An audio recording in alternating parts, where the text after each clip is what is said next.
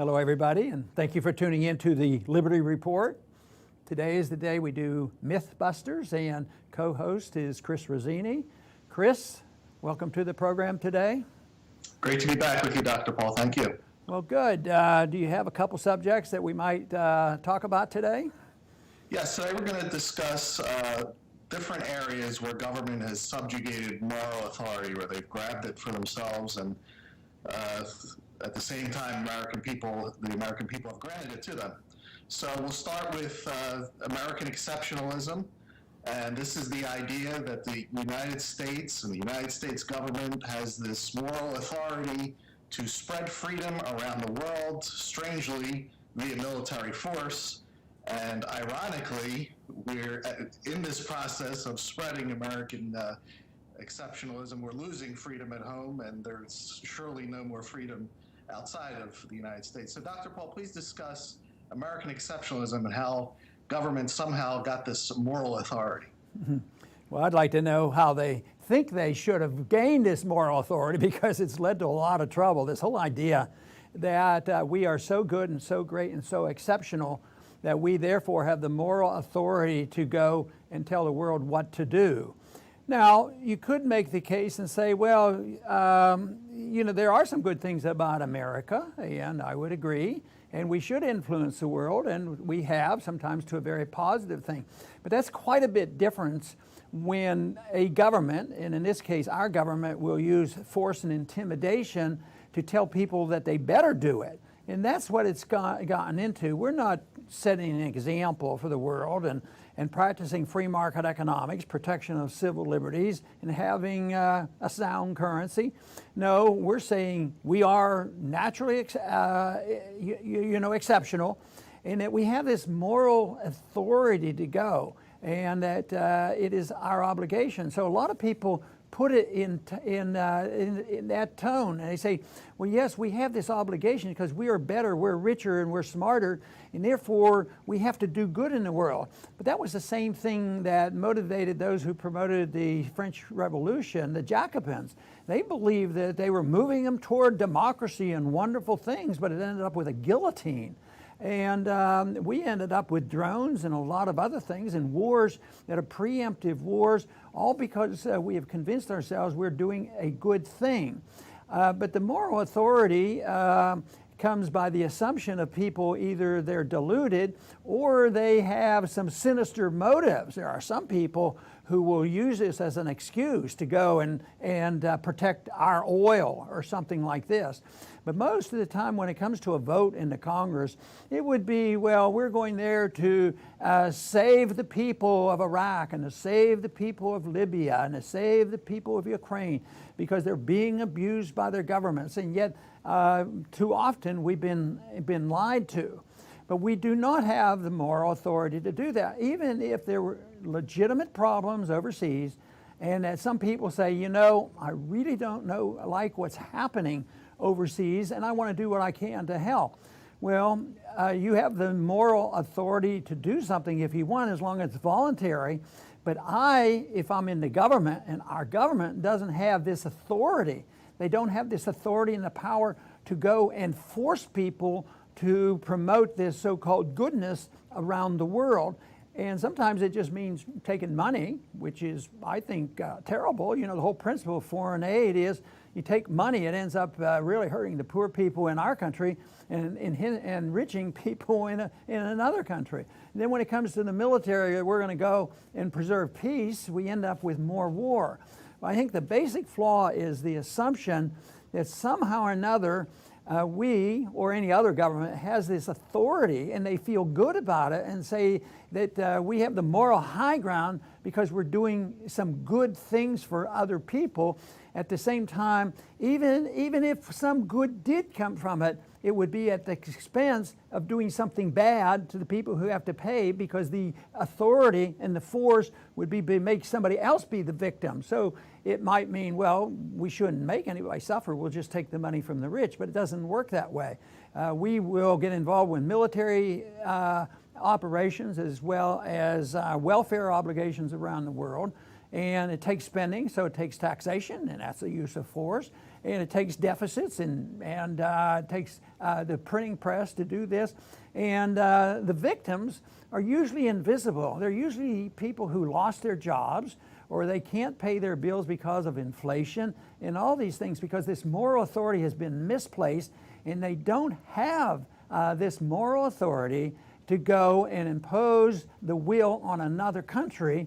And I think that's what our problem is, because conservatives have one reason for throwing their weight around the world, and liberals have another reason. And both of them generally in the recent decades have endorsed so much of the violence and the wars going on. And therefore, they come down on the side of always subsidizing the military-industrial complex. And since there's no successes overseas, the penalty, the profits may go to a group here in this country, but it will also be paid for by the middle class and those people who lose their jobs. But the flaw and the fallacy and the myth here is that somehow or another we can justify moral authority to do these so-called good things around the world. Yes. Next, Dr. Paul, we're going to cover, it's a very peculiar one, at least to my mind, and that's government's moral authority to feed the poor. And it's very odd because government doesn't create anything, and everything that it has, it must first take from someone else. So to paint a picture for our viewers, imagine a mugger on the street who mugs somebody, an innocent pedestrian, and gets caught and tells the cops, but I was going to feed the poor, or feed my hungry family with this money that I stole. Now the mugger goes to jail. That's not an excuse. You can't steal to feed your family. But when it comes to government, that all gets overlooked. And somehow they've ended up with the moral authority to take money by force and feed the hungry. What do you think about this, Dr. Paul? Well, it doesn't work, and it's immoral, is what it is. It reminds me of a cartoon that was on the internet recently, and that was one individual was talking to a government official and wanting stuff for free. And the question was, how are you going to pay for this? Of course, his arm at the same time was reaching around and taking the wallet of this individual, the taxpayer, who was wondering how it was going to be paid for. And of course, they get talked into, well, it's going to be free. And just how I think about this current campaign going on all the solutions, or whether they're military solutions or welfare solutions, it's going to be free stuff, free education. But what they fail to mention, it seems like in the moral sense, they get tempted to say, well, morally, shouldn't we care about the poor? I think that's reasonable. The first thing you do, if you want less poor people in the world, make sure you take care of yourself and take care of your family. That would eliminate a lot of poverty. But then there'll be others that still will have trouble. So if you look at history and you look at morality of what freedom is all about, the government doesn't get involved. Authoritarianism, whether it's of the interventionist type or fascist type or socialist type or communist type, it's all done with the moral authority that we're going to take care of the poor and we're going to feed them. But it never works. It's based on the fallacy that they have some type of authority. Where did they get this authority? Because it requires stealing. And this is the whole problem, is that most people know you can't steal from your neighbor. You can't go in their house and take what you want. But everybody, it seems, fortunately not everybody, but so many people have accepted this principle, for a long time that you can do this. Now, one of the gripes I have, and the more difficult one to convince people of, is that so many will say, you're right, Ron, you're right. We don't need the welfare state, but we got to take care of those who are destitute. And I think, well,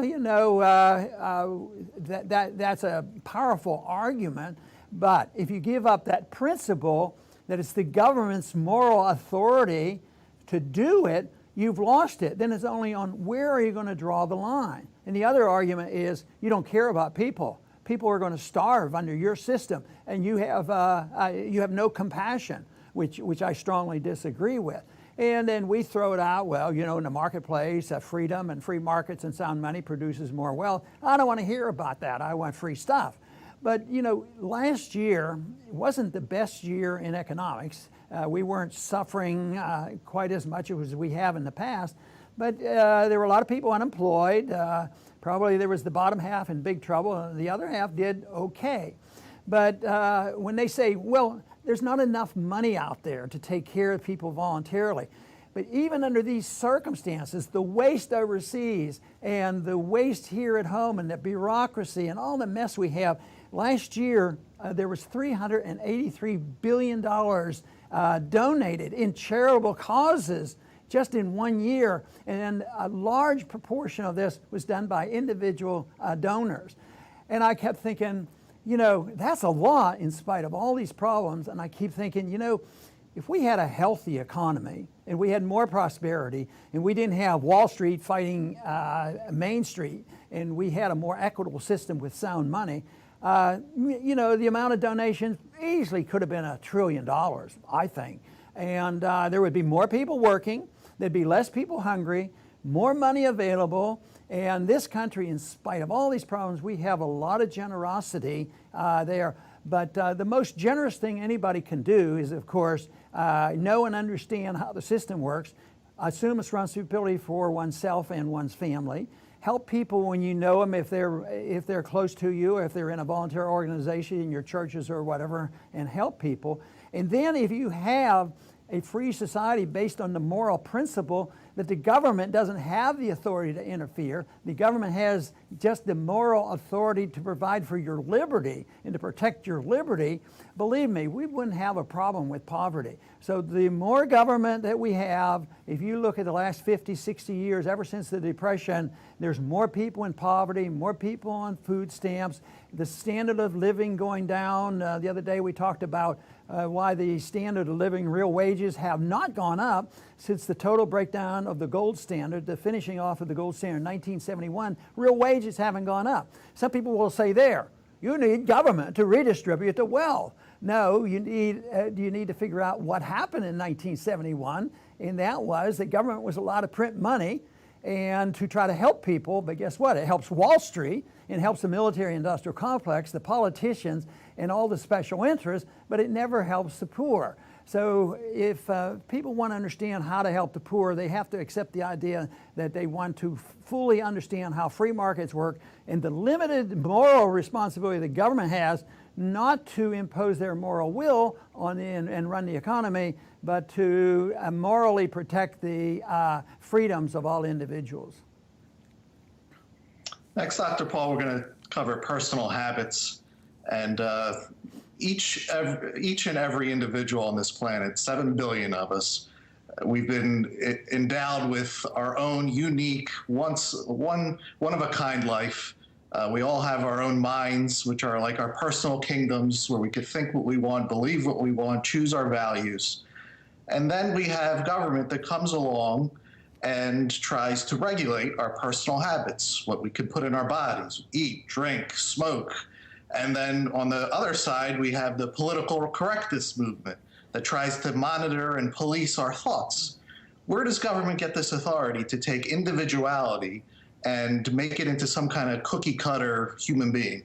Well, the government takes it from the individual and they undermine liberty, and they put it in the hands of government busybodies because they want to do something which they think is good. I think where the real crisis started to occur was probably 100 years ago in the progressive era. The founders understood, they didn't talk about economic liberty and social liberties. They didn't talk about the right to read your own books and write and speak and meet. And then they said about, well, there's a different subject too, and that is the morality of the individual. They assumed there was only one type of liberty. But 100 years ago or so, for some reason, our country decided that there are two different things. Even in speech, there's social speech and political speech. They try to protect, but political correctness is about destroying that.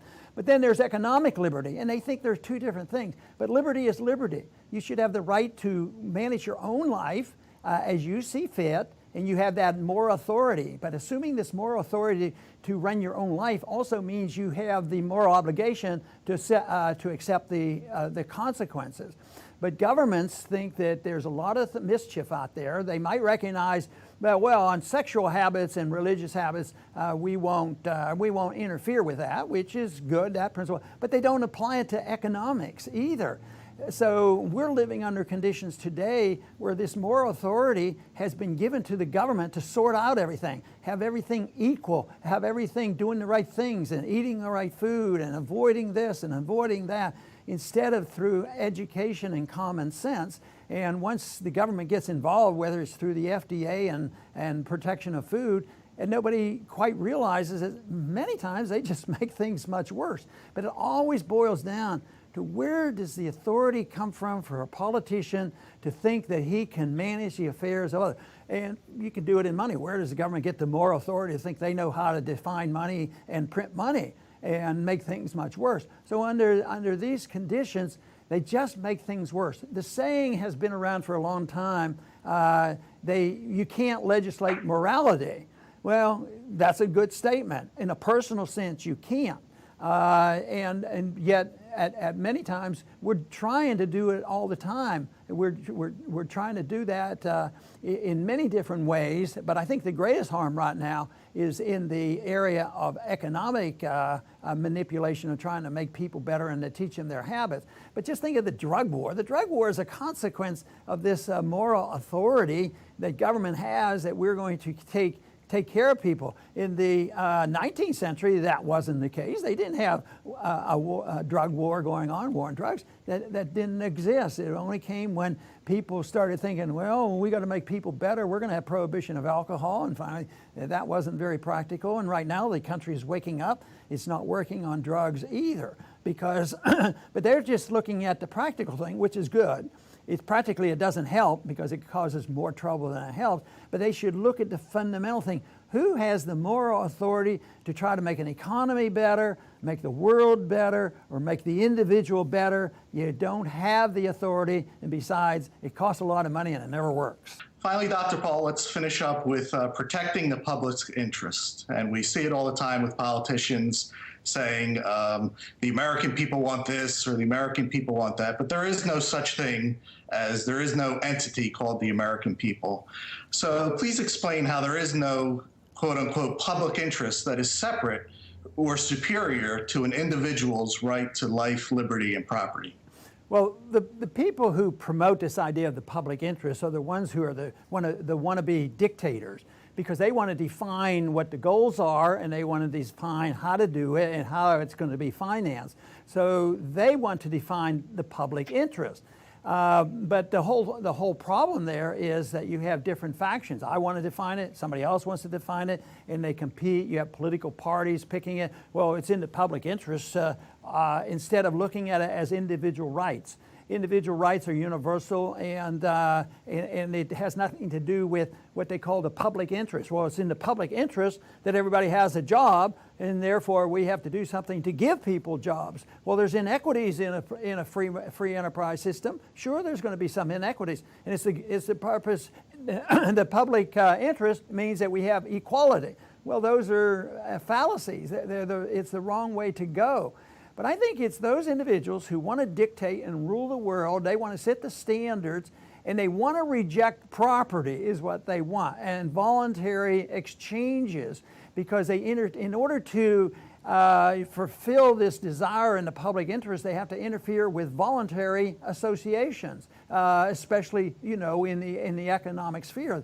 They want to manipulate the whole thing in order to deal with what they perceive as the public's interest. But of course, the relationship of governments to the individual should be very, very limited. And the general population should be best served by the government recognizing that if anything, what they should be doing is protecting liberty, and then the people decide what things will serve the majority of the people. And it's going to vary. And as long as people reject the notion of using force and violence, either the use of the government or as individuals, they can help set what appears to be the public interest and the public notions and their likes and dislikes. But it would all be done voluntarily on private property and voluntary agreements, and it would be done in much different way. So there would be, a public perception of what would be best, but we would achieve it in a voluntary free market sense, and it wouldn't be achieved by an authoritarian using the iron might of the government, the iron fist of government, to dictate these rules to match what they think is in the public interest, because the public interest is nothing more than somebody's fiction of what they think should be done and how they should regulate people and regulate their money and regulate their lifestyle. None of that is very appealing to somebody who loves liberty. Chris, I want to thank you for being with us today on our program of Mythbusters.